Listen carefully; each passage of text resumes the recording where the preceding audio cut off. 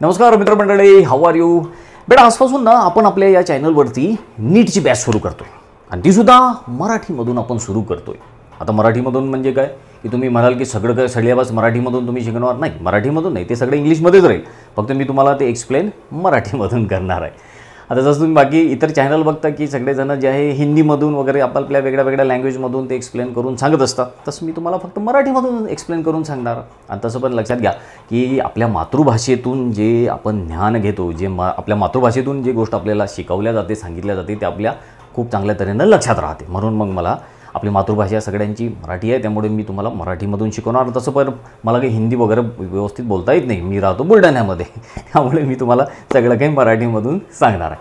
तर आता बेटा आणखीन एक लक्षात घ्या की थोडंसं किंचितचं आपल्याला हा सिलेबस सुरू करताना वेळ झालेला आहे, त्यामुळे सगळ्यात आधी तर मी तुम्हाला युनिट नंबर 5 शिकवणार आहे, ज्याचं नाव आहे ह्युमन फिजिओलॉजी.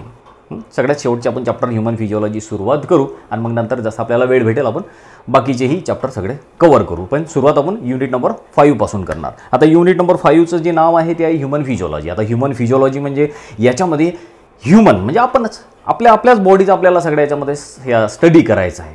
जेवढे की आपल्या बॉडीमध्ये जेवढ्या काही सगळ्या सिस्टम्स आहेत त्या सगळ्या 5, 6, 7, 8 सिस्टम आपल्याला स्टडी करायचं आहे या ह्युमन फिजिओलॉजीमध्ये. आता फिजिओलॉजी म्हणजे काय, आपली बॉडी वर्क कशी करते, फंक्शन कशी करते, त्याला फिजिओलॉजी असं म्हणतात. तर आता या ह्युमन फिजिओलॉजीमध्ये थोडा नवीन आता हा सिलेबस जो आलेला आहे त्याच्यामध्ये 2 चॅप्टर कट झालेले आहेत आणि टोटल ह्युमन फिजिओलॉजीमध्ये तुमच्यासमोर दिसतात की 6 चॅप्टर आहे ह्युमन फिजिओलॉजीचे, 14 पासून तर 19 पर्यंत. तर चॅप्टर नंबर जो फर्स्ट आहे तुम्हाला दिसतो तो आहे चॅप्टर नंबर फर्स्ट म्हणजे काय, या ह्युमन फिजिओलॉजीमधला चॅप्टर नंबर फर्स्ट, पण तो चॅप्टर नंबर 14 येतो, ज्याचं नाव आहे breathing and exchange of gases, ज्याच्यापासून आपल्याला आज सुरुवात करायची आहे. ब्रीदिंग अँड एक्सचेंज ऑफ गॅसेसमध्ये आपण आपल्या रेस्पिरेटरी सिस्टमचा स्टडी करू. लंग्स वगैरे आपण श्वासोश्वास रेस्पिरेशन कसं वगैरे करतो ना, त्याचा सगळा स्टडी आपल्याला या चॅप्टरमध्ये करायचं आहे, ज्याचं नाव आहे चॅप्टर नंबर 14. आणि नंतर आहे चॅप्टर नंबर 15. चॅप्टर नंबर 15मध्ये काय आहे, त्याचं नाव आहे body fluid and their circulation. तर याच्यामध्ये आपण सर्क्युलेटरी सिस्टमचा स्टडी करू. आपलं हार्ट, ब्लड व्हेसल्स हे सगळं याचा आपल्याला स्टडी करायचं आहे चॅप्टर नंबर 15मध्ये.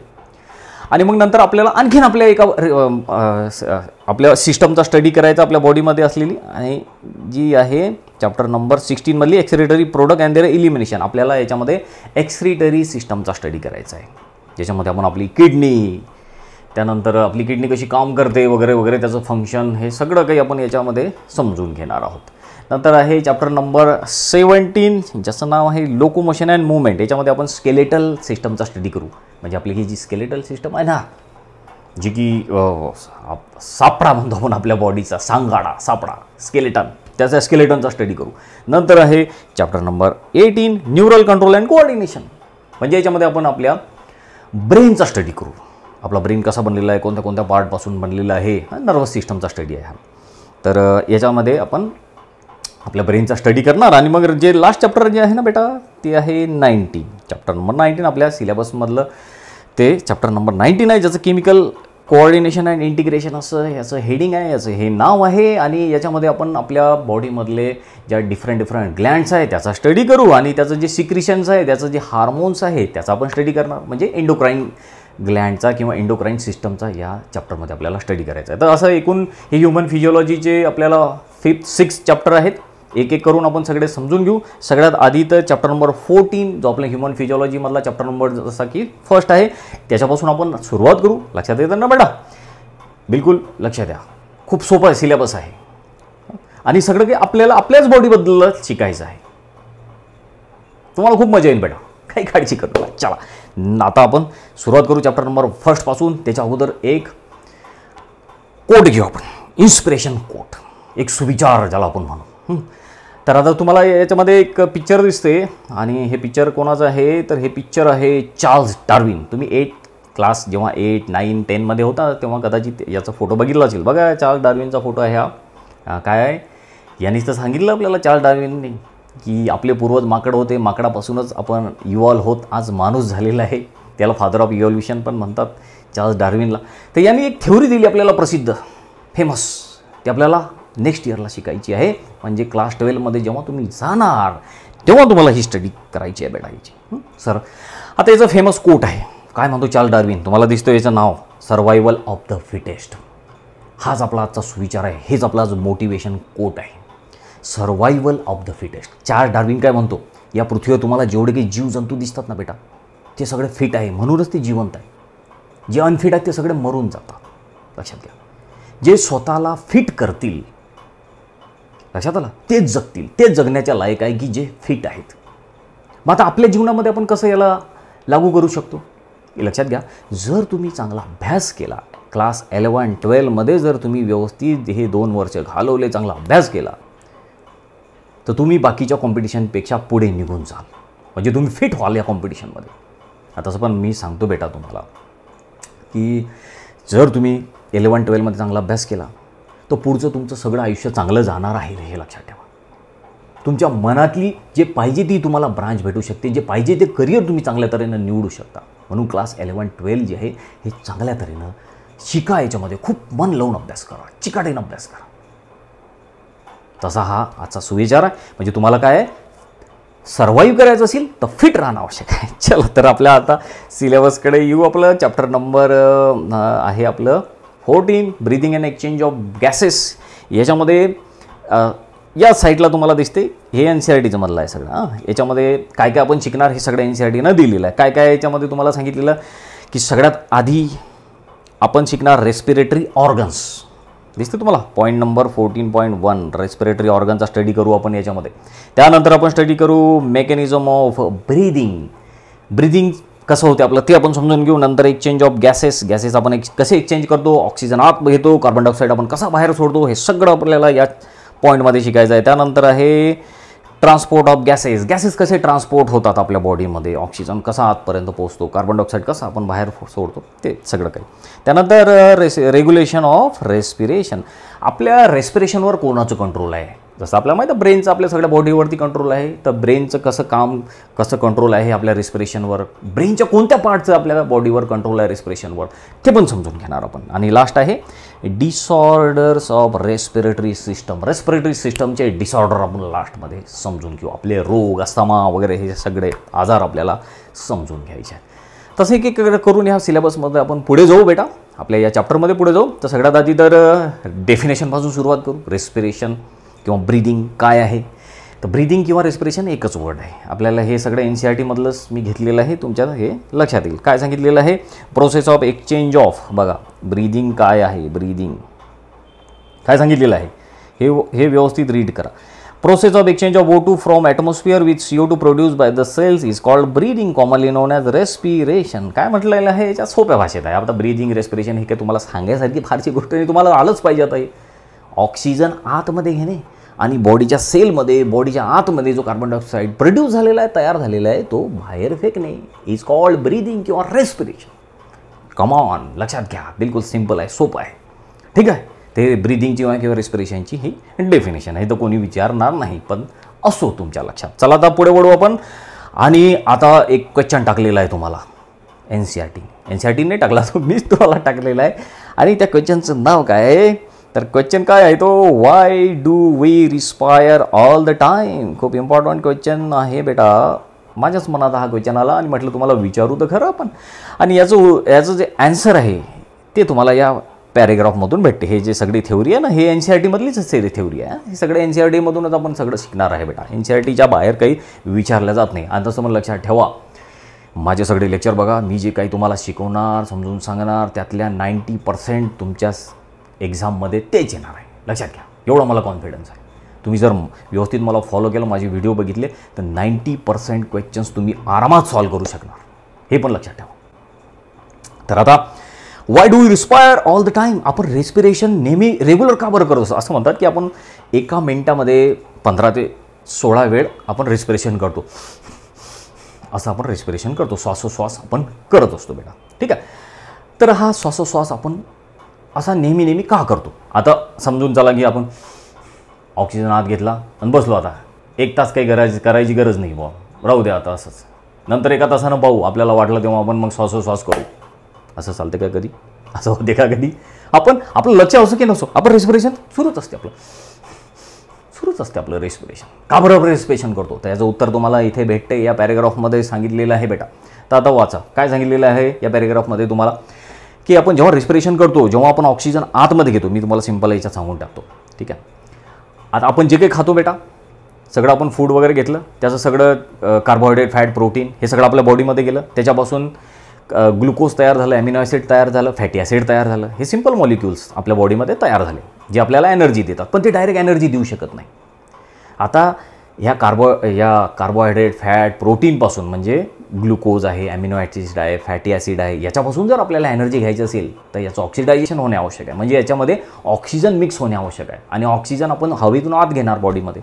हा ऑक्सिजन आत जाणार आणि त्या ग्लुकोजला, त्या फॅटी ॲसिडला, त्या ॲमिनो ॲसिडला जाऊन मिळणार. आणि मग मिळल्यानंतर, त्याला भेटल्यानंतर तिथे ऑक्सिडेशनची प्रोसेस होणार आणि त्या ऑक्सिडेशनच्या प्रोसेसमधून ATP मॉलिक्युल्स तयार होतील. ATP म्हणजे काय? एनर्जी, ऊर्जा, आपल्या बॉडीचं फ्युएल. जसं पेट्रोल म्हणतो ना, ते फ्युएल आहे आपल्या बॉडीचं ATP. ATPच आपल्याला दिवसभर काम करायला एनर्जी पुरवत असतात. ॲडेनोसिन ट्रायफॉस्फेट तुम्हाला माहीत असेल तर माहीत असायला पाहिजे. हे जे आपण फूड खाल्लेलं आहे याच्यापासून ATP मॉलिक्युल्स तयार होतात. आणि कोणामुळे तयार होतात? ऑक्सिडेशनमुळे. ऑक्सिजन जर त्याला भेटला तरच. आणि मग सोबतच कार्बन डायऑक्साईड पण तयार होतो. मग तो कार्बन डायऑक्साईड आपण बाहेर फेकून देतो आणि ऑक्सिजन आत घेतो. त्याच्यापासून आपले ATP मॉलिक्युल्स तयार होतात. आणि ATPमुळे तर आपल्याला एनर्जी भेटते. आणि प्रत्येक काम करायला आपल्याला एनर्जीची गरज आहे, ATPची गरज आहे. म्हणून तर मग हे ATP सारखे आपल्याला लागतात. कंटिन्युअसली आपल्याला ATPचा फ्लो आवश्यक आहे. म्हणून हे ATP मॉलिक्युल तयार व्हायसाठी आपण सारखं रेस्पिरेशन करत असतो. चालूच असते आपलं. ऑक्सिजन आतमध्ये घेणे, कार्बन डायऑक्साईड बाहेर सोडणे. म्हणून तर आपण नेहमी वारंवार आपण रेस्पिरेशन करतो. लक्षात आलं ना? तर अशा या सिंपल क्वेश्चनपासून आपण सुरुवात केलेली आहे. चला आता पुढे वळू, आपण रेस्पिरेटरी ऑर्गन्सचा स्टडी करू बेटा. चलो नेक्स्ट पॉईंट. चला लक्षात द्या व्यवस्थित. बिलकुल सिंपल आहे बेटा, रेस्पिरेटरी ऑर्गन्स. आता रेस्पिरेटरी ऑर्गन तुमच्या लक्षात आलं. आपल्या बॉडीमध्ये कोणतं रेस्पिरेटरी ऑर्गन आहे? आपल्या बॉडीमध्ये रेस्पिरेटरी ऑर्गन लंग्स आहे. त्याच्यामधून आपण आहे ना ऑक्सिजन आत घेतो, कार्बन डायऑक्साईड आपण बाहेर फेकतो. तर एक महत्त्वाचं लक्षात घ्या की आपण इव्हॉल्व ऑर्गॅनिझम आहे. आपण चांगले डेव्हलप ऑर्गॅनिझम आहे. आपल्यामध्ये व्यवस्थित सगळ्या सिस्टम डेव्हलप झालेल्या आहेत. आपल्यामध्ये नोज आहे, लंग्स आहे, ट्रकिया वगैरे हे सगळे पार्ट व्यवस्थित डेव्हलप झालेले आहे. सगळं काही देवाने आपल्याला व्यवस्थित दिलेलं आहे. पण सगळेच ऑर्गॅनिझम या पृथ्वीवर का आपल्यासारखे थोडी आहे? सगळ्यांमध्ये काही नाक नाही, सगळ्यांमध्ये काही हे फॅरिंग्स नाही, लॅरिंग्स नाही, ट्रकिया नाही, लंग्स नाही. ऑक्सिजन आत घ्यायला, कार्बन डायऑक्साईड बाहेर सोडायला. आपण खूप लकी आहे की आपण डेव्हलप आहे. आपल्यामध्ये सगळे ऑर्गन प्रेझेंट आहे. पण अशा पृथ्वीवर खूप असे ऑर्गॅनिझम आहेत की ज्यांच्यामध्ये असे लंग्स बिन्स काहीच नाही. ते तर त्यांच्या बॉडीमधूनच, त्यांच्या स्किनमधूनच ऑक्सिजन आत घेतात आणि स्किनमधूनच ऑक्सिजन बाहेर सोडतात. आपण करतो का असं स्किनमधून? नाही. आपण तर नाकामधून आतमध्ये घेणार, याच्यातून बाहेर सोडणार, लंग्समध्ये जाणार ते. पण ते बरेचसे ऑर्गॅनिझम अशा लंग्समधूनच, आपल्या स्किनमधूनच सोडतात. ते व्यवस्थित डेव्हलप झालेले नसतात.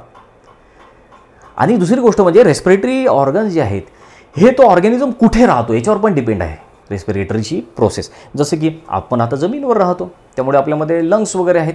आता बरेचसे ऑर्गॅनिझम जे पाण्यामध्ये राहतात, हॅबिट आणि हॅबिटॅटवर पण डिपेंड आहे रेस्पिरेटरी ऑर्गन्स.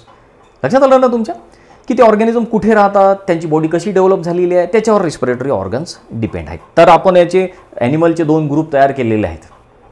दिसते तुम्हाला आता बघा, एक टेबल तयार केलेलं आहे आपण. याच्यामध्ये ॲनिमल ग्रुप एका इकडे आणि दुसरी बाजूला आहे तुम्हाला रेस्पिरेटरी ऑर्गन्स दिलेले आहेत.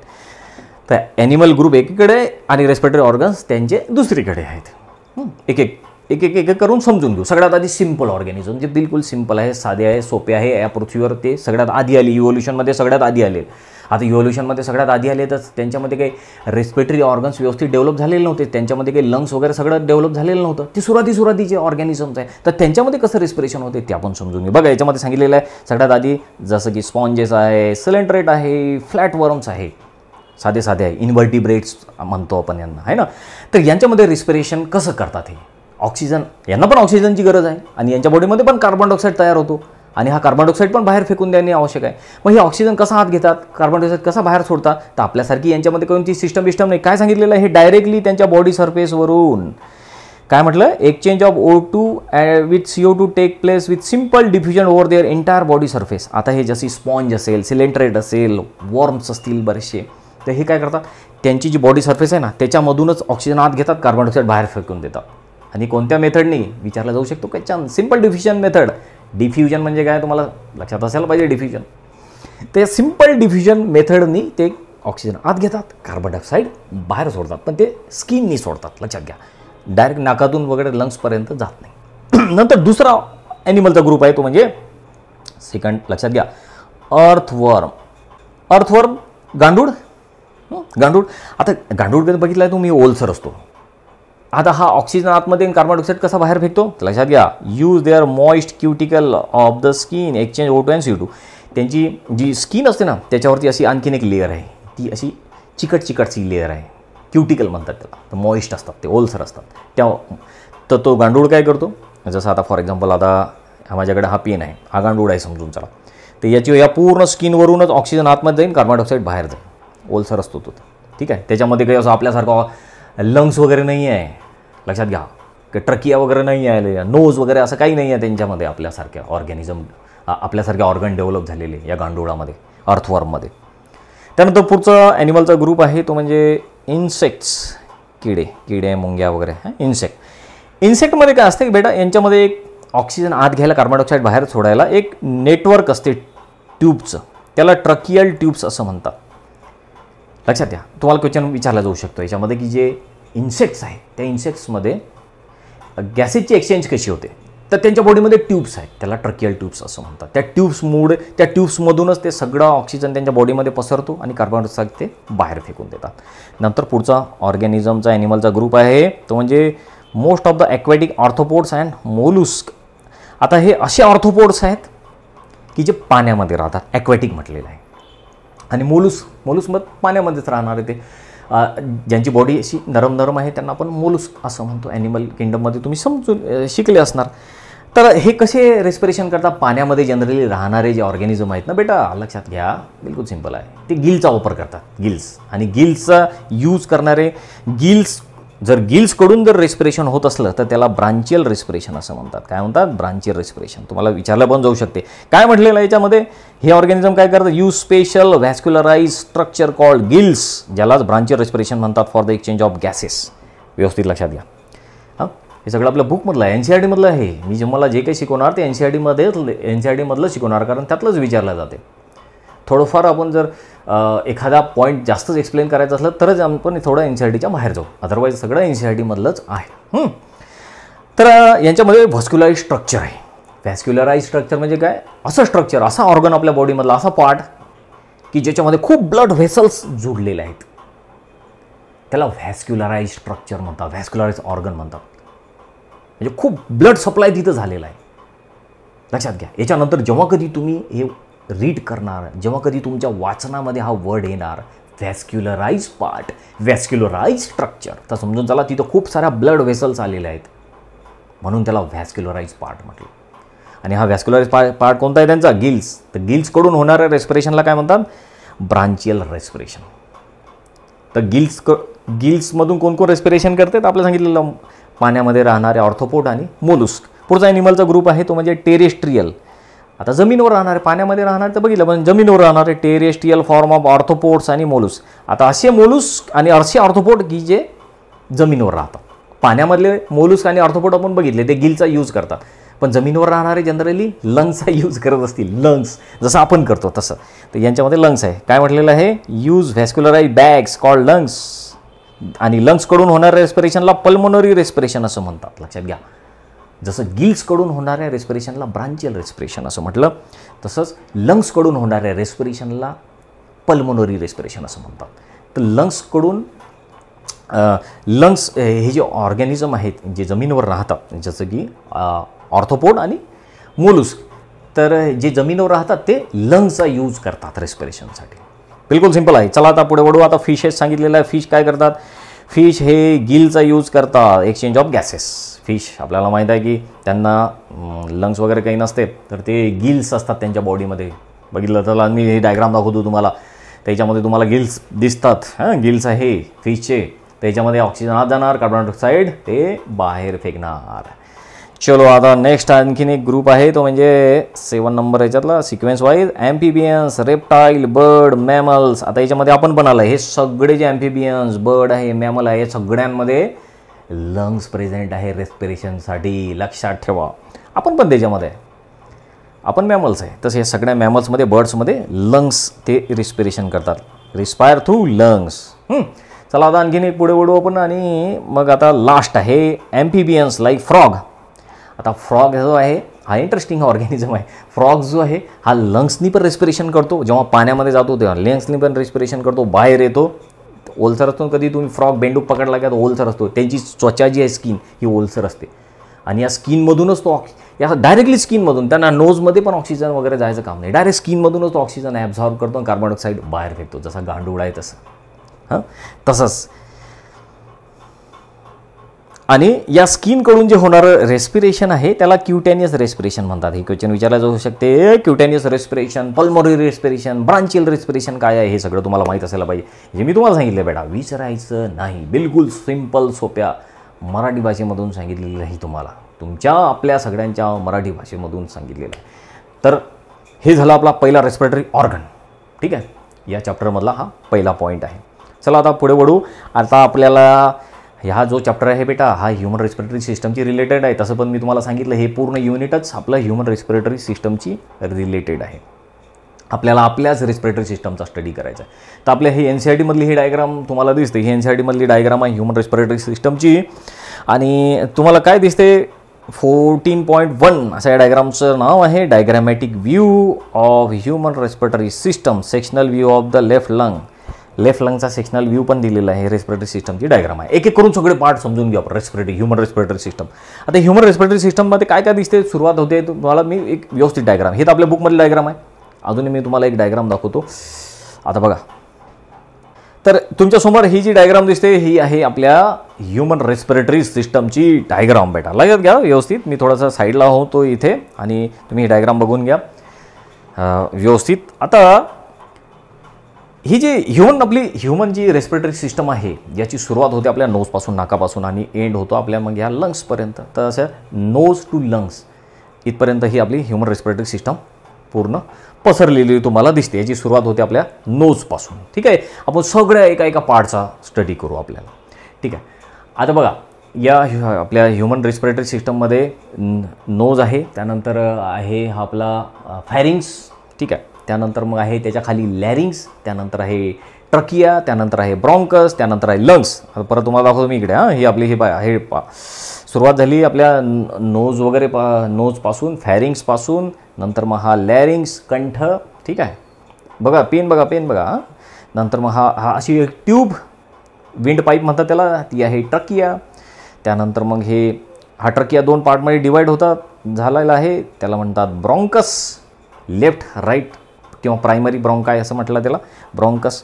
मग ह्या रिप्स वगैरे तुम्हाला दिसतात या साईडला रिप्स. ठीक आहे, या साईडला रिप्स. मग हे 2 लंग्स तुम्हाला दिसतात, लेफ्ट राईट लंग्स, 2 लंग्स असतात आपल्याला. त्या दोन्ही लंग्सच्या मधात तुम्हाला दिसते हा हार्ट दिसतो, बरोबर हार्ट पहा, खूप असा डार्क असा रेड कलरनी शो केलेला हार्ट, दोन्ही लंग्सच्या मधात हार्ट आहे आपल्या. ही NCERTची डायग्राम आहे बेटा, ही अशी इकडून तिकडून नेटवरून वगैरे नाही घेतलेली, NCERTची ही डायग्राम आहे. ते व्यवस्थित तऱ्हेनं ही लक्षात ठेवा. आणि मग या साईडचं जर तुम्ही बघितलं लंग्स तर ते प्ल्युरल मेम्ब्रेन्स आहे. लंगच्या एकावर एक लेअर आहे, 2 प्ल्युरल मेम्ब्रेन्स म्हणतात. त्यानंतर लंगच्या आतमध्ये अल्विओला आहे, प्ल्युरल फ्लुइड भरलेला आहे, ब्रॉन्किओला. हे सगळं आपण एक एक करून समजून घेणार. लक्षात घ्या एक एक करून. त्याला आपल्या आता ह्युमन रेस्पिरेटरी सिस्टमची सुरुवात होते नोजपासून. नाक, हे आपलं नाक आणि हे 2 आहे आपले 2 छिद्र आपल्या नाकाला, नॉस्ट्रिल म्हणतात त्याला किंवा एक्सटर्नल नेअर्स म्हणतात. नेअर याच्यात मी लिहिलेलं आहे बाय, ह्या एक्सटर्नल नेअर्स, नॉस्ट्रिल किंवा एक्सटर्नल नेअर्स. आता हे पूर्ण नॉस्ट्रिल हे एक्सटर्नल नेअर आहे. आता हे संपलं इकडून मागून, फॅरिंग्स आपला घसा सुरू व्हायच्या अगोदर इंटरनल नेअर्स आहेत 2.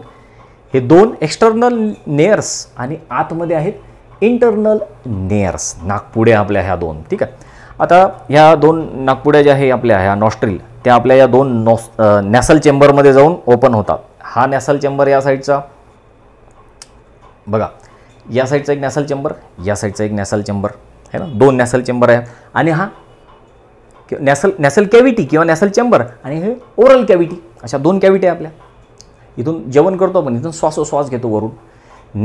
नॅसल चेंबर आहे हे दोन्ही किंवा नॅसल कॅव्हिटी आहे. आणि या दोन्ही नॅसल कॅव्हिटीमध्ये दोन्ही बाजूला दोन्ही नॅसल कॅव्हिटी ज्या आहेत ह्या एकामेकापासून वेगळ्या झालेल्या आहेत. याच्यामध्ये एक पडदा आहे, नॅसल चेंबर, नॅसल सेप्टम म्हणतात, सेप्टम पडदा आहे तो असा मधात.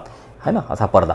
आता एक बोन पण दिसते तुम्हाला, पुढे आपण समजून घेऊ लोकोमोशन मुवमेंट या चॅप्टरमध्ये. हे हाईट बोन आहे कडक कडक. आपला हे आजूबाजूला हे जे दिसते ना, हे नाकपुड्यांच्या आजूबाजूला हे कार्टिलेज आहे आणि मधात हे बोन आहे. मेस्मेथॉइड बोन असं याला म्हणतात. हे बोन आपलं मधात असं कडक. तुम्हाला हात लावा, तुम्ही फील करा, तुम्ही स्वतः हात लावा. कमॉन हात लावा इथे. हां, आणि आजूबाजूला पहा, ह्या सगळ्या कार्टिलेज आहे. असा हात लावा, कार्टिलेज आहे बरोबर.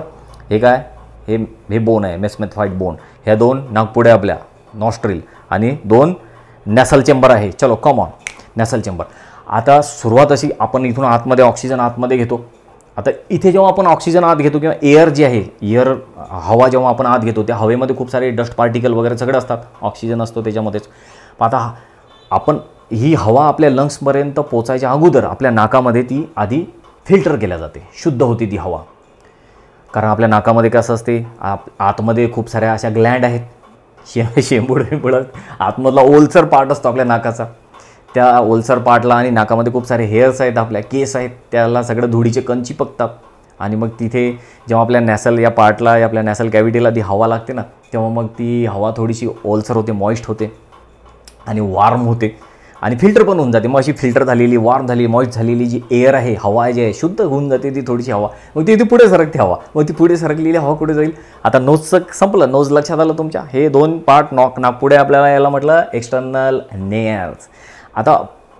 आता पुढे गेली ही हवा, ती गेली मग आपल्या घशामध्ये. मग आता घसा म्हणजे फॅरिंग्स म्हणतात इंग्लिशमध्ये. चलो कम ऑन. आता मी पुढे तुम्हाला सांगतो फॅरिंग्स. आता हे नॅसल, हे सगळे हे तुम्हाला आणखीन डिटेलमध्ये समजून घ्यायचं असेल तर ही आणखीन एक डायग्राम मी तुम्हाला तुमच्यासमोर हे आलेली आहे, प्रेझेंट केलेली आहे. बघा व्यवस्थित. ह्या नॅसल कॅव्हिटीज आहेत. हां, नॅसल कॅव्हिटी किंवा नॅसल चेंबर. आता एक एक मी तुम्हाला परत सांगतो. आता हे आपलं नाक आहे बघा. आता हे आहे ओरल कॅव्हिटी, आपलं माऊथ. त्या माऊथच्या वर आहे आपली नॅसल कॅव्हिटी आहे, नाक. आता इथे तुम्हाला आणखीन काही ह्या नॅसल कॉन्क्री असं दिसते. कॉन्क्राय म्हणतात त्याला, जास्त असलेलं कॉन्क्री एकच. हां, आता याच्यामध्ये 3 कॉन्क्राय तुम्हाला दिसतात, सुपिरियर, मिडल आणि इन्फेरियर कॉन्क्राय. हे असे पार्ट तुम्हाला. कॉन्क्राय म्हणजे काय बेटा, कॉन्क्राय म्हणजे असं जे पहाडासारखं स्ट्रक्चर असते ना, असं त्याला कॉन्क्राय असं म्हणतात. आपल्या नाकाच्या आत आहे इथे नॅसल कॅव्हिटीमध्ये आहे ते कॉन्क्राय. कशासाठी असेल ते कॉन्क्राय, एक्स्ट्राचं म्हणून लक्षात घ्या. आपल्या NCERTमध्ये एक्स्ट्राचं म्हणून थोडंसं लक्षात घ्या की याच्यामुळे आपला सरफेस एरिया वाढतो. रेस्पिरेशनसाठी सरफेस एरिया वाढतो याच्यामुळे. म्हणून हे कॉन्क्राय आपल्या नाकामध्ये प्रेझेंट असतात नॅसल कॅव्हिटीमध्ये. त्याच्यावर आणखीन एक तुम्हाला पार्ट दिसतो, इम्पॉर्टंट आहे बेटा, लक्षात घ्या, खूप इम्पॉर्टंट आहे. All factory bulb. हे इथे आपल्या नाकाच्या इथेच जवळ, मेंदूच्या खाली नाकावर ऑल फॅक्टरी बल्ब. हा ऑल फॅक्टरी बल्ब काय करतो, आपल्या नाकाचं एक महत्त्वाचं काम काय, हवा आत तर घेतेच ते, सेन्स ऑफ स्मेल, वासाची जाणीव करून देणे. Smell, sense of smell.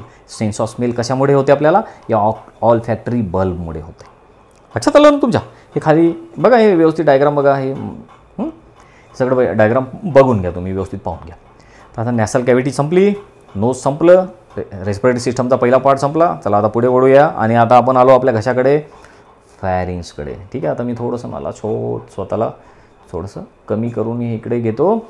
आता बघा याच्यामध्ये आता तुम्ही आता घशाकडे आपण आलेला आहे, घसा ज्याला आपण म्हटलं फॅरिंग्स. आता हा जो घसा आहे हा आपला कॉमन पॅसेज आहे. इथूनच ऑक्सिजन पण आत जाते आणि इथूनच जे आपलं जेवण वगैरे आहे, पाणी आपण जो पितो ते सगळं इथूनच. हे एकच ट्यूब आहे. जसं आता फॉर एक्झाम्पल हा आपला घसा आहे, ठीक आहे, हा पेन, याच्यामधूनच ऑक्सिजन आत जाणार, याच्यामधूनच केलेलं जेवण आतमध्ये जाणार, याच्यातून एकच ट्यूब आहे ही, ती कॉमन ट्यूब आहे ती दोन्ही याच्यासाठी. ठीक आहे. आता हा जो फॅरिंग्स आहे आपला, जो आपला घसा आहे, हा या 3 पार्टपासून बनलेला आहे. कोणते 3 पार्ट आहे याच्यामध्ये, एक आहे या म्हणजे बघा फर्स्ट पार्ट आहे ह्याचा नॅसोफॅरिंग्स, नाकाच्या जवळचा हा घसा आहे आपला. तर नाकाच्या जवळचा जो फॅरिंगचा पार्ट आहे त्याला नॅसोफॅरिंग्स म्हटलं. किती सिंपल आहे, हा लक्षात घ्या बेटा. चलो सेकंड ओरोफॅरिंग्स. ओरोफॅरिंग्स, फॅरिंगचा सेकंड पार्ट ओरोफॅरिंग्स. आणि थर्ड आहे लॅरिंगोफॅरिंग्स. लॅरिंग्सच्या जवळचा फॅरिंगचा पार्ट त्याला लॅरिंगोफॅरिंग्स असं म्हटलं. लक्षात घ्या. हा नाक संपलं, नॅसल कॅव्हिटी संपली, फॅरिंग सुरू झालं. फॅरिंग 3 पार्टमध्ये डिवाइड आहे, नॅसोफॅरिंग, ओरोफॅरिंग, लॅरिंगोफॅरिंग्स. ही डायग्राम इकडे तुमच्यासमोर दिसते. ही डायग्राम तुम्ही व्यवस्थित बघून घ्या. डायग्राममध्ये नॅसल कॅव्हिटी आहे, ओरल कॅव्हिटी वगैरे ते सगळं काही सांगितलेलं आहे. आणि हा फॅरिंग्स कसा 3 पार्टमध्ये डिवाइड झालेला आहे तो पण आहे. चलो कम ऑन. लक्षात द्या. चला, बोर तर नाही होत ना बेटा. बोर झालं असेल तर एक लक्षात घ्या, बोर तर नाही होणार तुम्हाला. जर थोडं फास्ट झालं असेल तर थोडंसं व्हिडिओ पॉज करा, किंवा मग त्याला आता चांगली टेक्नॉलॉजी आहे, तुम्ही त्याला फास्ट झालं असेल तर स्लो करू शकता, स्लो असेल तर त्याला फास्ट करू शकता, है ना. जर एखादा पार्ट नाही समजला ना तर मग तो व्हिडिओ परत रिपीट बघा बेटा.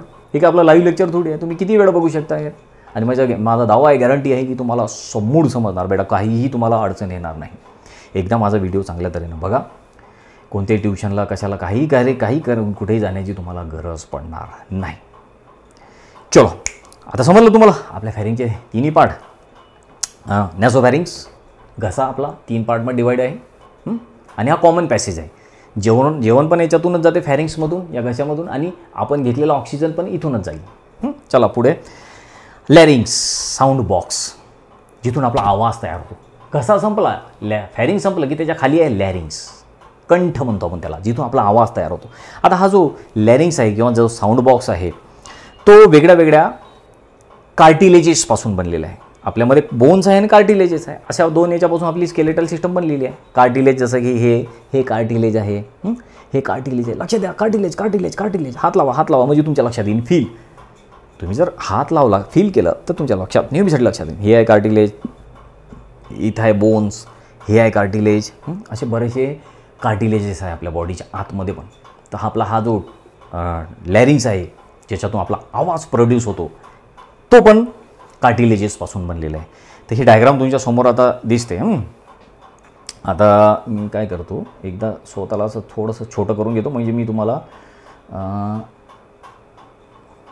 आता मी इथून स्वतःला गायब केलेलं आहे. ठीक आहे बेटा. आता एक लक्षात घ्या की ही फॅरिंग्स जी आहे, पूर्ण फॅरिंग्स, कंठ आपला. पेन बघा रेड कलरनी पेनाकडे लक्ष द्या. कम ऑन पेनाकडे लक्ष द्या. हे आपला पूर्ण कंठ असून जर बघितला आतमधलं तर लॅरिंग्स. आता याच्यामध्ये तुम्हाला वेगळे कार्टिलेजेस दिसतात. कोणते कार्टिलेजेस आहेत, जसं की थायरॉइड कार्टिलेज आहे, क्रिकॉइड कार्टिलेज आहे, ट्रकियल कार्टिलेज. आता वेगळ्या कार्टिलेजेसपासून आपला हा फॅरिंग्स बनलेला आहे. त्यानंतर ही इकडली डायग्राम बघा, ही बघा, पेनाकडे बघा. हा टंग, त्यानंतर मग इथे तुम्हाला हा ट्रकिया दिसतो. हा पूर्ण लॅरिंगचा पार्ट तुम्हाला दिसतो याच्यामध्ये. अशा 2-4 मी तुम्हाला ह्या 2 डायग्राम दिलेले आहे, व्यवस्थित लक्षात घ्या. या डायग्राममध्ये तुम्हाला व्होकल कॉर्ड पण दिसतात आपल्या घशामध्ये असलेले. ग्लॉटिस कोणता पार्ट आहे, सब ग्लॉटिस कोणता पार्ट आहे, इपिग्लॉटिस, सुप्राग्लॉटिस, व्होकल कॉर्ड, हे सगळे लॅरिंगचे पार्ट आहे. हे सगळे लॅरिंग्स, आपला जो घसा आहे त्याचा पार्ट आहे. तर इकडे बघा की हा जो घसा आहे ना आपला लॅरिंग साऊंड बॉक्स, तर याच्या सुरुवातीला हा इपिग्लॉटिस नावाचा पार्ट आहे. बघा, मी याला असं राऊंड केलेलं आहे, गोल केलं आहे. इपिग्लॉटिस म्हणजे एक लक्षात घ्या, लॅरिंग्सला झाकायला एक पडदा आहे किंवा एक झाकण म्हणूया याला इपिग्लॉटिसला. ठीक आहे. एक लक्षात घ्या. मी परत तुमच्यासमोर येतो म्हणजे तुमच्या लक्षात येईल. ठीक आहे. आता हा जो आहे, ही आपण खाल्लेलं अन्न आणि आपण पिलेलं पाणी हे आपल्या घशामध्ये नाही गेलं पाहिजे, म्हणून आपल्या या लॅरिंग्सला कव्हर करायसाठी झाकायला एक असं झाकण आहे. आपल्या या घशावर असं एक झाकण आहे, आणि त्या झाकणाचं नाव आहे इपिग्लॉटिस. लक्षात घ्या. हे मी राऊंड केलेलं आहे, हे इपिग्लॉटिस. समजलं ना? तर तुम्हाला लक्षात येईल ना. कारण आपण जेव्हा आपण घास गिळतो तेव्हा हा इपिग्लॉटिस बंद होऊन जातो, तो फॅरिंग्सला बंद करून टाकतो. म्हणजे तो घास जो आहे आपल्या गळ्यामध्ये, आपल्या कंठामध्ये जात नाही. श्वासनलिकेत तो घास जात नाही, किंवा पिलेलं पाणी त्या श्वासनलिकेत आपल्या जात नाही. का बरं जात नाही? कारण तिथे हे एक झाकण आहे, एक पडदा असा इपिग्लॉटिस नावाचा. तो पडदा असा त्या ट्यूबवर जाऊन बसतो असा. समजलं ना तुम्हाला? चलो. तर आता मी परत थोडासा काय करतो, थोडासा डिसअपियर होऊन जातो. डिसअपियर झालो मी. आता तुम्हाला दिसते की या लॅरिंगच्या सुरुवातीला हे हाईड बोन आहे. कोणतं बोन आहे? हाईड बोन म्हणतात त्याला, हाईड बोन. आता असं म्हणतात की हे हाईड बोन जे आहे, आपण जेव्हा आईच्या पोटामध्ये होतो तेव्हा, आईच्या पोटामध्ये असतो तेव्हा हे ब्रेनचाच एक पार्ट असतो हा बोन.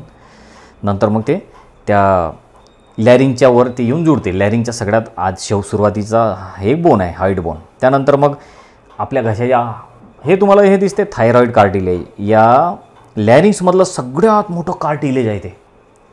लॅरिंग्समधलं सगळ्यात मोठं कार्टिलेज आहे थायरॉइड कार्टिलेज. बघा मी त्याला राऊंड केलेलं थायरॉइड.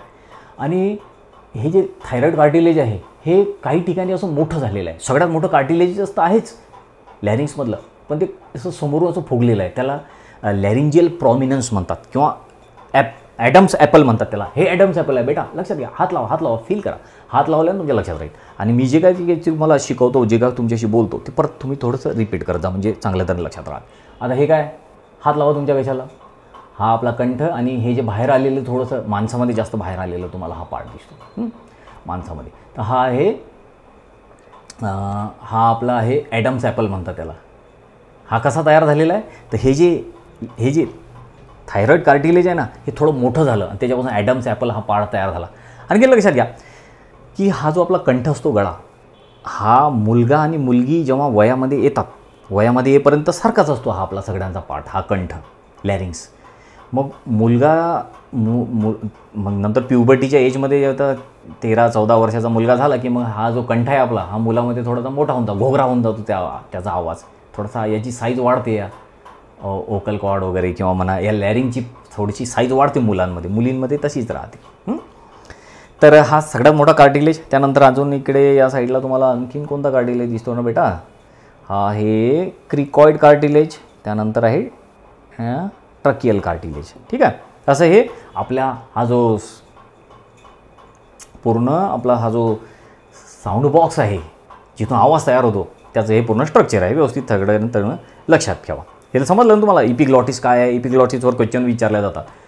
आणि ग्लॉटिस एक असतो, ग्लॉटिस म्हणजे काय, या ट्रकियाचा सुरुवातीचा जो पार्ट आहे, जसं आता हा माझ्याकडे पेन आहे, त्या पेनचा हा सुरुवातीचा पार्ट म्हणजे हा ट्रकिया आहे, आणि या ट्रकियाचा सुरुवातीचा पार्टला ग्लॉटिस म्हणतात. आता या ग्लॉटिसला कवर करायला इपिग्लॉटिस असतो, म्हणजे पडदा किंवा झाकण.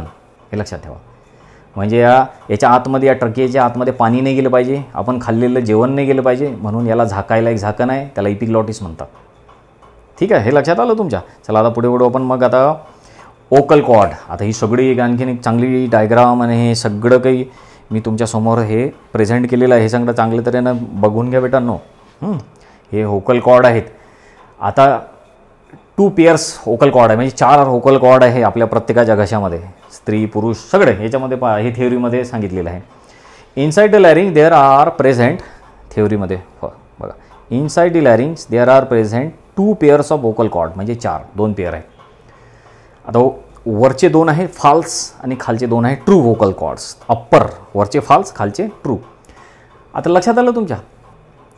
आणि आपला आवाज जो वोकल कॉर्डमुळेच तयार होतो. आपल्या घशामध्ये असतात वोकल कॉर्ड असतात, ते आपण जोरात जर ओरडलो वोकल कॉर्ड तुटतात, मग आपल्याला बोलताच येत नाही, आपण म्यूट होऊन जातो, आपला आवाज नष्ट होऊन जातो वोकल कॉर्ड जर तुटले तर खालचे जे वोकल कॉर्ड आहे ज्याला ट्रू वोकल कॉर्ड म्हणतात त्याच्यातूनच आपला आवाज तयार होतो. वरचे काही कामाचे नाही, फाल्स म्हणून त्याला फाल्स म्हणतात, त्याच्यातून आवाज तयार नव्हतो. आपल्याला क्वेश्चन विचारला जाऊ शकतो की कोणत्या वोकल कॉर्डपासून आपला साऊंड प्रोड्यूस होतो, तर ट्रू की फाल्स. तर जे खालचे आहेत ज्यांना ट्रू म्हणतात त्यांच्यापासून आपला आवाज प्रोड्यूस होतो म्हणून. लक्षात आलं. चलो नेक्स्ट आपल्या रेस्पिरेटरी सिस्टमचा नेक्स्ट पार्ट आहे ट्रकिया, किंवा त्याला विंड पाईप असं म्हणतात.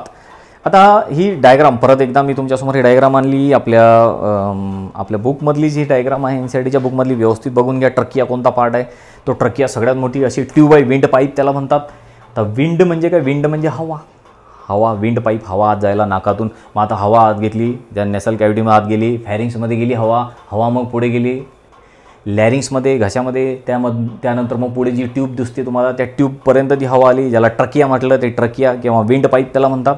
बघा या डायग्राममध्ये थोडंसं मी स्वतःला परत एकदा डिसअपियर करतो. ठीक आहे, मी डिसअपियर झालो. बघा आता तुम्हाला दिसते ही इपिग्लॉटिस डायग्राममध्ये, नंतर फॅरिंगचा पार्ट वरचा, नंतर हा ट्रकिया सुरू झाला. ट्रकिया जसं आपल्याला आता स्टडी करायचा, ट्रकिया ही ट्यूब मोठी ट्यूब. बघा पेनाकडे बघा, ट्रकिया ही जी मोठी ट्यूब. आता हा जो ट्रकिया आहे याच्याबद्दल काय काय थेओरी सांगितलेली आहे, छोटीशी थेओरी दिलेली आहे, ती थेओरी मी तुम्हाला सांगतो बेटा. चला आता काय सांगितलं आपल्याला, लॅरिंग्स लीड्स इनटू लॉंग ट्यूब, त्याला ट्रकिया म्हणतात. लॅरिंग संपलं की कोणता ऑर्गन सुरू होतो, ट्रकिया, विंड पाईप. मग आता काय सांगितलेलं आहे, हा ट्रकिया कशापासून बनलेला आहे आपला ते सांगितलेलं आहे. आपल्याला सांगितलेलं आहे trachea lined by pseudo stratified ciliated columnar epithelial bearing glandular cells, mucus gland म्हणतात त्याला. त्याच्यामध्ये एक विशिष्ट प्रकारच्या सेल्स टिश्यू आहेत. कोणत्या आहेत त्या? स्युडो स्ट्रॅटिफाईड सिलिएप कॉल्युमिनार इपिथेलियम सेल्स किंवा टिश्यू आपल्या या ट्रकियामध्ये प्रेझेंट आहेत. आणि त्याच्यामध्ये म्युकस ग्लँड्स प्रेझेंट आहेत. त्या म्युकस ग्लँडपासून म्युकस तयार होतो. आपला ट्रकिया नेहमी ओलसर राहतो, कारण हे जे डस्ट पार्टिकल आपण जे हवा वगैरे आतमध्ये घेतो ना बेटा, ते डस्ट पार्टिकल ते सगळे आतमध्ये लंग्समध्ये नाही गेले पाहिजे, सगळे धुळीचे कण वगैरे. म्हणून ते हवा फिल्टर करायला ते सगळं आपल्याजवळ असते. ते सगळं चिपकलेलं पाहिजे त्या ट्रकियाच्या आतमध्ये, ते सगळं चिपकून जाते म्हणून ते असते दिलेलं. म्युकस ग्लँड असतात आतमध्ये चिकट चिकट. त्यानंतर अजून पुढे आपल्याला सांगितलेलं आहे हा जो ट्रकिया आहे ना, नंतर हा डिवाईड होऊन जातो बेटा. हे स्ट्रेट ट्यूब आहे, नंतर मग हा ट्रकिया दिसतो तुम्हाला. हा आता बघा एक मिनटं, परत मी स्वतःला छोटं नाही करत मी. आता एक तुम्हाला एक वेगळी सेपरेटेड डायग्राम. हा असा लॉंग ट्रकिया आहे, ठीक आहे. हा ट्रकिया नंतर असा ब्रॉन्कसमध्ये डिवाईड होऊन जातो. लेफ्ट आणि राईट ब्रॉन्कस, लेफ्ट आणि राईट ब्रॉन्कस, प्रायमरी ब्रॉन्काय पण म्हणतात. हा मोठा आहे ट्रकिया आणि हे दोन आहेत ब्रॉन्काय. मग आता आपल्याला सांगितलं हे कसे डिवाईड होऊन जातात. तर level of fifth thoracic vertebra, left and right primary ब्रॉन्कायमध्ये फिफ्थ थोरॅसिक व्हर्टिब्रामध्ये ते डिवाईड होऊन जातो आपला हा ट्रकिया. आता कसा डिवाईड होतो मी या पुढच्या डायग्राममध्ये तुम्हाला समजून सांगतो. आता बघा ही अशी ट्यूब आहे आपली, असं लावतो तुम्ही. हा ट्रकिया आपला पूर्ण एवढाच असतो, असा मोठा असा ट्रकिया आहे हा. आता हा ट्रकिया जो आहे विंड पाईप याला म्हटलं. याच्यामध्ये म्युकस ग्लँड आहे, चिकटच्या ग्लँड आहेत, ज्याच्यामध्ये हवा वगैरे आपली फिल्टर होऊन जाते आणि धुळीचे कण याला चिपकता आतमध्ये. आणि आता हा जो ट्रकिया आहे म्हणजे हा पेन म्हणजेच ट्रकिया समजा. आता हा इथून डिवाईड होतो लेफ्ट साईडला आणि एक राईट साईडला. लेफ्ट राईट साईडला दोन ट्यूब बनतात त्याच्या, दोन ट्यूब. आणि कुठून डिवाईड झालं त्याने एक लेवल दिली आहे आपल्याला, फिफ्थ थोरॅसिक व्हर्टिब्रा. आता मागे आपला व्हर्टिब्री 33 मणके. तर त्यातला आता 33 मणकेमधले आता बघा हे फॉर एक्झाम्पल मी परत थोडंसं डिसअपियर होऊन जातो इथे. आता ही डायग्राम बघा तुम्ही, लास्ट थर्डवाली. आता आपल्या मानेमधले असतात 7 सर्वाइकल व्हर्टिब्री. आपल्या मानेमध्ये 7 मणके आहेत. त्यानंतर मग आपल्या इथे छातीच्या याच्यामध्ये हे 12 थोरॅसिक व्हर्टिब्री, 12 आहेत 12 थोरॅसिक व्हर्टिब्री. आणि खाली आहे त्याच्या 5 लुंबार व्हर्टिब्री. आणि त्यानंतर आहे मग हे कॉकिक सॅक्रल हे बोन सगळे. आता हे थोरॅसिक 5व्या नंबरचा थोरॅसिक व्हर्टिब्री, हे सर्वाइकल व्हर्टिब्री इथपर्यंत सोडून द्या तुम्ही, ठीक आहे, इथपर्यंत सोडून द्या. त्यानंतर जेव्हा हा थोरॅसिक व्हर्टिब्री चालू होता, थोरॅसिक व्हर्टिब्री हे 7 मणके संपल्यानंतर हे 8वा जो म्हणजे या थोरॅसिक व्हर्टिब्रीमधला जो पहिला मणका आहे, 1, 2, 3, 4, 5, त्या 5व्या नंबरला हा जो ट्रकिया आहे, हा 5व्या नंबरला हा ट्रकिया डिवाईड होतो. एकाचे 2 ट्यूब तयार होऊन जातात त्याच्या. समजलं ना? कुठं डिवाईड झाला तो? 5व्या नंबरच्या फिफ्थ नंबरच्या व्हर्टिब्राला, थोरॅसिक व्हर्टिब्राला. याच्यात लिहिलेलं आहे, यांच्या क्वेश्चन पण विचारला जाऊ शकतो, आपल्या NCERT मधलंच आहे हे सगळं. हा जो व्हर्टिब्रा आहे हा फिफ्थ थोरॅसिक व्हर्टिब्रापासून हा ट्रकिया डिवाईड झालेला आहे 2. त्याचे ब्रॉन्कस तयार झाले. त्या ट्रकियाला मग नंतर तो डिवाईड झाल्यानंतर आपण ट्रकिया नाही म्हणत, त्याला ब्रॉन्कस म्हणतो, प्रायमरी ब्रॉन्कस. मग नंतर मग हे प्रायमरी ब्रॉन्कस जे आहेत हे सेकंडरी ब्रॉन्कसमध्ये डिवाईड होतात. अजून ट्यूब तयार होतात, टर्शियरी ब्रॉन्कसमध्ये डिवाईड होतात. जसं आता फॉर एक्झाम्पल हा ट्रकिया, हे 2 प्रायमरी ब्रॉन्कस, याचे अजून फाटेफुट्टा त्याला ब्रांचेस तयार होतात, झाडाच्या फांद्या असतात तशा, प्रायमरी, सेकंडरी, टर्शियरी ब्रॉन्कस. आणि मग सगळ्यात शेवटी हे लंग्समध्ये जाऊन हे स्ट्रक्चर तयार होते. मग एकदम छोट्या याच्या ब्रांचेस तयार होऊन जातात, याला ब्रॉन्किओल्स म्हणतात. मग नंतर हे सगळे ब्रँकिओल्स वगैरे जे आहेत ना, हे आपल्या लंग्समध्ये, हे लंग्सच्या आतमध्ये आहेत हे ब्रॉन्किओल्स वगैरे, छोटे हे जे ट्यूब्स तुम्हाला दिसतात हे सगळ्या. आता आणखी एक माहिती आपल्याला सांगितलेली आहे, NCERT मधलंच आहे, लक्षात घ्या, लास्ट पॉईंट आहे याच्यामधला, की ट्रकिया असेल, प्रायमरी, सेकंडरी, टर्शियरी ब्रॉन्काय. मी तुम्हाला सांगितलं ना, ट्रकिया नंतर मग तो 2 ब्रॉन्कायमध्ये डिवाईड होतो, त्याला प्रायमरी ब्रॉन्कस म्हणतात. ब्रॉन्काय म्हणजे 2 आणि ब्रॉन्कस म्हणजे एकच ट्यूब असली तर ब्रॉन्काय म्हणजे 2. प्लुरल सिंग्युलर तुम्हाला माहीत असायला पाहिजे, लक्षात घ्या, प्लुरल सिंग्युलर कम ऑन. आता प्रायमरी, सेकंडरी, टर्शियरी ब्रॉन्काय, त्यानंतर ट्रकिया, हे सगळे initially supported by incomplete cartilaginous rings. याच्या आतमध्ये कार्टिलॅजिनस रिंग्स आहेत या ब्रॉन्कायमध्ये, या ट्यूबमध्ये. समजून चला ही ट्यूब आहे आपली, हा ट्रकिया आहे. या ट्रकियाच्या 2 ट्यूब तयार झाल्या, ब्रॉन्कस, प्रायमरी, सेकंडरी, टर्शरी. तर याच्या आतमध्ये हे कशापासून बनलेलं आहे? याच्यामध्ये इनकम्प्लीट कार्टिलॅजिनस रिंग्स आहेत. इनकम्प्लीट आहे, काही काही ठिकाणी त्या सुरुवातीला इनकम्प्लीट आहेत. त्या याच्यावर क्वेश्चन विचारला जाऊ शकतो, इनकम्प्लीट रिंग. तशा तऱ्हेनं हा आहे विंड पाईप किंवा ट्रकिया. तर इथपर्यंत आपण हे सगळं आता बेटा समजून घेतलेलं. आजचा आपण भरपूर सारा पार्ट कवर केलेला आहे.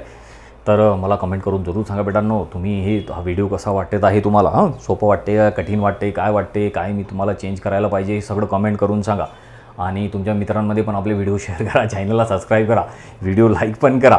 आणि आपलं एक ॲप पण आहे, ती ॲप पण डाउनलोड करा, त्याच्यावर आपण टेस्ट सिरीज वगैरे सुरू करू. आणखीन काही अडचणी असतील तर मला जरूर तुम्ही कमेंट करू शकता तुमच्याबद्दल. आता याच्यातला आणखीन एक पुढचा आपल्या ह्युमन रेस्पिरेटरी सिस्टमचा पुढचा पार्ट जो राहिलेला आहे तो आहे लंग्स. आणि तो लंग्स आपण नेक्स्ट लेक्चरमध्ये कवर करू, कारण आता आपण भरपूर सारं गेलेलं आहे. आज पुढे भरपूर सारं पुढे गेलेलं आहे आपण. आता लंग्स आणि बाकीचा जो राहिलेला पार्ट आपण नेक्स्ट लेक्चरमध्ये कवर करणार. आताच्या लेक्चरमध्ये आपण इथेच थांबू बेटा. चलो, ऑल द बेस्ट तुम्हाला.